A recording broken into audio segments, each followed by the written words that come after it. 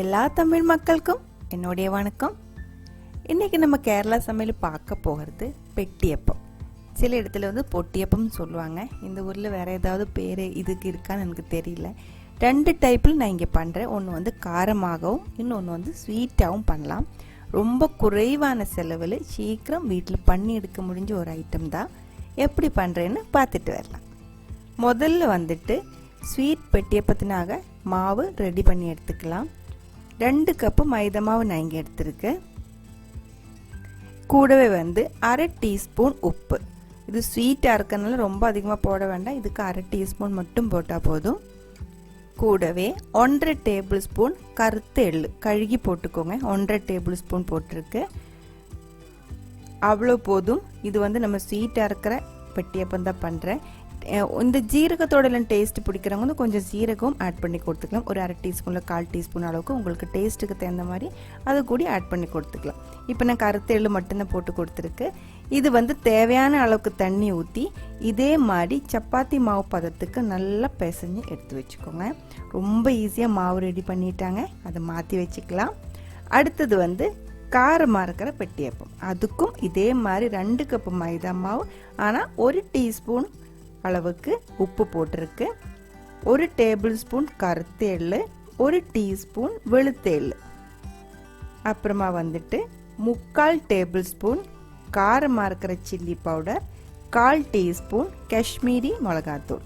உங்களுக்கு காரம் அதிகமாக வேணும் அப்படின்னா நீங்கள் அதுக்கு தகுந்த மாதிரி மாற்றிக்கோங்க.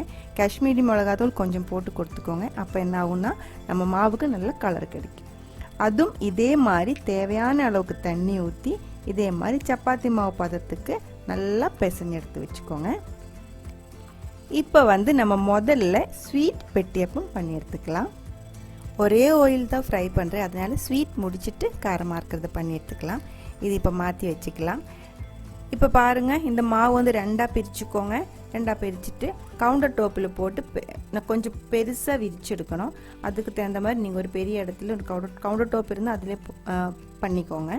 இல்லை உங்ககிட்ட இந்த மாதிரி விரிக்கிறதுக்கு இடம் இல்லை அப்படின்னா நீங்கள் சப்பாத்தி பண்ணுற மாதிரி சின்ன சின்ன பாலாக ரவுண்ட் பண்ணி எடுத்ததுக்கப்புறம் இதை மாதிரி ஸ்ப்ரெட் பண்ணி அதுக்கப்புறம் கட் பண்ணி எடுத்துக்கலாம். கையில் ஒட்டாமல் இருக்கிறதுக்கு மேலே வந்து மைதா மாவு தடவி கொடுத்துக்கோங்க.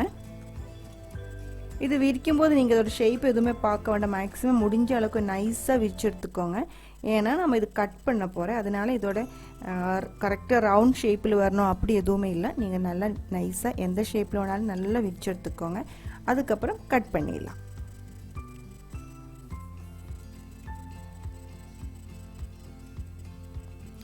இப்போ பாருங்கள், நைஸாக பண்ணி எடுத்து வச்சுருக்கு.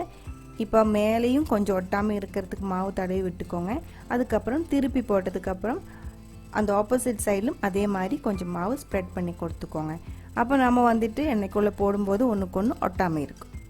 ரொம்ப மாவு போடாதீங்க. அதிகமாகிடுச்சுன்னா எண்ணெயில் போடுறதுக்கு முன்னாடி கையில் நல்லா தட்டி விட்டதுக்கப்புறம் எண்ணெய்க்குள்ளே போட்டுக்கோங்க. இப்போ வந்து இதே மாதிரி நீளமாக கட் பண்ணிடுங்க. உங்கள்கிட்ட பீஸா கட்டர் இருந்தால் அது வச்சு ஈஸியாக கட் பண்ணி எடுத்துக்கலாம். இல்லை இந்த மாதிரி கத்தி வச்சுட்டு கரெக்டாக நீளமாக கட் பண்ணிக்கோங்க. அதுக்கப்புறம் வந்துட்டு இது நம்ம வந்துட்டு ஸ்கொயராக கட் பண்ண போகிறேன். இதே மாதிரி கட் பண்ணி எடுத்துக்கோங்க. எல்லா பீஸுமே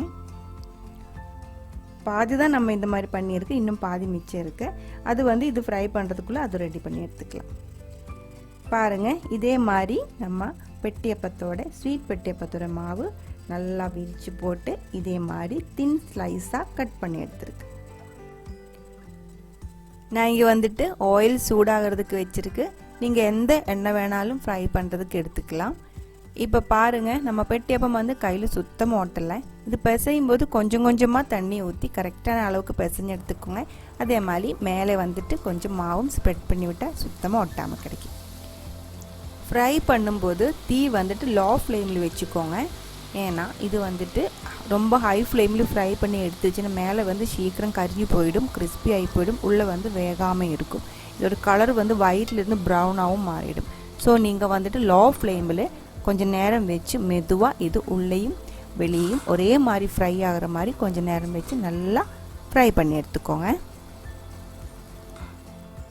இப்போ பாருங்கள், அதோட நுரையெல்லாம் நின்றுச்சு. நம்ம பெட்டியப்பம் வந்து நல்லா ஃப்ரையாக கிடச்சிருச்சு. அவ்வளோதான். இப்போ இதை எடுத்துக்கலாம். எல்லாம் ஃப்ரை பண்ணி எடுத்து வச்சுருக்கேன் பாருங்கள். அடுத்தது வந்து இதுக்கு நம்ம இது வரைக்கும் ஸ்வீட் ஆட் பண்ணி கொடுக்கல. எப்படி ஸ்வீட் ஆட் பண்ணுறேன்னு பார்க்கலாம். இனிப்பு போடலாம். 1/2 கப்பு சர்க்கரை. 2 கப்பு மைதாவுக்கு 1/2 கப்பு சர்க்கரை கரெக்டாக இருக்குது. கூடவே அதே அளவுக்கு தண்ணி, 1/2 கப்பு சர்க்கரை 1/2 கப்பு தண்ணி ஊற்றிட்டு நல்லா கொதிக்க விட்டுக்கோங்க. கொஞ்சம் நேரம் கொதிக்கணும். லோ ஃப்ளேமில் வச்சுக்கோங்க. கொஞ்சம் நேரம் கொதிச்சதுக்கு ஒரு 5 நிமிஷம் லோ ஃப்ளேமில் கொதிக்க விட்டுக்கோங்க. அதுக்கப்புறம் இதே மாதிரி ஸ்பூனில் எடுத்து கொஞ்சம் தொட்டு பார்த்தோன்னா கையில் நல்லா ஒட்டு. அதுதான் அதோட பதம். அந்த அளவுக்கு வந்துருச்சுன்னா நீங்கள் வந்துட்டு தீ ஆஃப் பண்ணிக்கோங்க. தீ ஆஃப் பண்ணதுக்கப்புறம் கொஞ்சம் நேரம் ஆற விட்டுக்கோங்க. ஃபுல்லாக ஆறணுன்ட்டு இல்லை, நல்லா சூடோடே ஊற்றணுன்ட்டும் இல்லை. கொஞ்சம் ஆறினதுக்கப்புறம் நம்ம எடுத்து வச்சு அந்த ஃப்ரை பண்ணி வச்ச பெட்டியப்பம் இருக்குது இல்லைங்களா, அது வந்து ஒரு பெரிய பாத்திரத்தில் மாற்றிக்கோங்க. பெரிய பாத்திரத்தில் மாற்றினதுக்கப்புறம் இந்த சிரப் வந்துட்டு அதுக்கு மேலே கொஞ்சம் கொஞ்சமாக ஊற்றிடலாம். இப்போ பாருங்கள், இந்த சிரப்போட திக்னஸ் இந்த மாதிரி தான் இருக்கும். கொஞ்சம் ஆறிடுச்சு. அந்த பெட்டியப்பம் ஃப்ரை பண்ணி வச்சது கொஞ்சம் பெரிய பாத்திரத்தில் மாற்றினதுக்கப்புறம் இப்போ ஒரு ஸ்பூன் இதுக்கு மேலே இதே மாதிரி ஊற்றிடுங்க. ஊற்றினதுக்கப்புறம் நல்லா இதே மாதிரி மிக்ஸ் பண்ணிக்கோங்க. இந்த சிரப்பு வந்துட்டு கொஞ்சம் கொஞ்சமாக ஊற்றி தான் மிக்ஸ் பண்ணணும். ஒன்றா ஊற்றாதீங்க. ஒன்றா ஊற்றிடுச்சு அப்படின்னா எல்லா பெட்டியப்பும் ஒரே மாதிரி சுகர் வந்து கோட் ஆகாது. சில இடம் வந்து அதிகமாக கோட்டாக இருக்கும், இன்னும் சில இடம் வந்து இனிப்பு இல்லாமல் போயிடும். அதனால அதை பார்த்துட்டு கொஞ்சம் கொஞ்சமாக இதே மாதிரி ஊற்றிட்டு மெதுவாக மிக்ஸ் பண்ணி எடுத்துக்கோங்க. இன்னொன்று சொல்கிறது என்னென்னா, இதே மாதிரி எல்லா சிரப்பும் கோட் பண்ணதுக்கப்புறம் இது நம்ம உடனே சாப்பிட ஆரம்பிச்சிச்சுன்னா கையில் ஒட்ட ஆரம்பிச்சிடும். ஸோ நீங்கள் என்ன பண்ணணும் அப்படின்னா, எல்லா சுகரும் கோட் பண்ணதுக்கப்புறம் ஒரு டின்னுக்குள்ளே போட்டு அடைச்சி வச்சுக்கோங்க. அடுத்த நாளைக்கு இந்த சுகர் சிரப் எல்லாமே இந்த பெட்டியப்பத்துக்குள்ளே அப்சர்வ் ஆகும். அப்போ வந்து ஈஸியாக எடுத்து சாப்பிட்டுக்கலாம். இப்போ பாருங்கள், நம்ம ஸ்வீட் பெட்டியப்பம் வந்து ரெடியாக இருக்குது. இந்த டின்னுக்குள்ளே போட்டு மாற்றி வச்சுக்கலாம். அடுத்தது வந்து காரமாக இருக்கிற பெட்டியப்பம். நம்ம ஸ்வீட் பெட்டியப்பம் எப்படி பண்ணினோ அதே மாதிரி தான் காரமாக இருக்கிற பெட்டியப்பம் பண்ணுறேன். பாருங்கள், 2 மாவு பிரித்து கவுண்டர் டாப் மேலே போட்டு நல்லா நைஸாக விரித்து இதே மாதிரி எடுத்துருக்கு. இப்போ நான் அது கட் பண்ணுறேன். ஸ்கொயராக தான் இதுவும் கட் பண்ணுறேன். ரொம்ப திக்காக மாவு விரித்து போட்டு அப்படின்னா நம்ம இது ஃப்ரை பண்ணும்போது வேகிறதுக்கு டைம் ஆகும், சில டைம் வேகாமையும் இருக்கும். நம்ம முதல்ல பண்ணி எடுத்து வச்சு அந்த ஆயிலே தான் இந்த காரமாக இருக்கிற பெட்டியப்பவும் ஃப்ரை பண்ணுறேன். கொஞ்சம் அதிகமாக கூடி போட்டு கொடுத்துடலாம், ஒன்றுக்கு ஒன்று ஒட்டாது. இப்போ பாருங்கள், தீ வந்து லோ ஃப்ளேமில் வச்சுக்கோங்க. இதுக்குள்ளே நம்ம வந்துட்டு சில்லி பவுடர் கூட ஆட் பண்ணி கொடுத்துருக்கு. அது சீக்கிரம் கரியறதுக்கு சான்ஸ் இருக்குது. ஸோ நீங்கள் லோ ஃப்ளேமில் வச்சுட்டு மெதுவாக ஃப்ரை பண்ணி எடுத்துக்கோங்க. அது அங்கே லோ ஃப்ளேமில் ஃப்ரை ஆகிறதுக்குள்ளே மிச்சம் இருக்கிற மாவும் இதே மாதிரி பெட்டியப்பத்தை கட் பண்ணி எடுத்து வச்சுக்கலாம். ஒன்றுக்கு ஒன்று ஒட்டாது இல்லை, அதனால கட் பண்ணி எடுத்து வச்சுக்கலாம், ஒன்றும் ஆகாது. இப்போ பாருங்கள், நம்ம பெட்டியப்பம் வந்து ரெடியாக இருக்குது.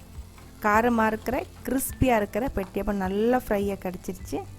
இப்போ இது எடுத்துக்கலாம். இதுக்கு கொஞ்சம் ஃப்ளேவர் கொடுக்கறதுக்காக இப்போ நம்ம கொஞ்சம் கருவேப்பிலை அந்த சூடான எண்ணெய்க்குள்ளே போட்டு ஃப்ரை பண்ணி இதுக்கு மேலே போட்டு மிக்ஸ் பண்ணி எடுத்துக்கலாம். இது வந்து நல்ல ஒரு ஃப்ளேவர் கொடுக்கும் இந்த காரமாக இருக்கிற பெட்டியப்பத்தை கூட. இது ஃப்ரை பண்ணி போட்டிருக்குன்னு சொல்லிட்டு நீங்கள் சாப்பிடும்போது எடுத்து வெளியே போடாதீங்க, அதுவும் சாப்பிட்டுக்கோங்க, உடம்புக்கு நல்லது தான். அவ்வளவுதான், நம்ம 2 டைப்பில் பெட்டியப்பம் பண்ணி எடுத்துருக்கு. ஒன்று ஸ்வீட்டாக இருக்கிறது, ஒன்று காரமாக இருக்கிறது. ரெண்டுமே உங்களுக்கு பிடிச்சிருக்குன்னு நினைக்கிறேன். பிடிச்சிருந்தா இந்த சிம்பிள் ரெசிபி கண்டிப்பாக ட்ரை பண்ணி பாருங்கள். ட்ரை பண்ணி பார்த்ததுக்கப்புறம் உங்கள் கமெண்ட்ஸ் எல்லாம் சொல்லிடுங்க. இந்த சமையல் பிடிக்கிற ஃப்ரெண்ட்ஸுக்கு ஷேர் பண்ணி விட்டுக்கோங்க. நீங்கள் இதுவரைக்கும் கேரளா சமையலுக்கு கொடுத்துட்டு இருக்கிற சப்போர்ட்டுக்கு ரொம்ப ரொம்ப நன்றி. உடனே பார்க்கலாம் இன்னொரு ரெசிபியோட. அது வரைக்கும் வணக்கம்.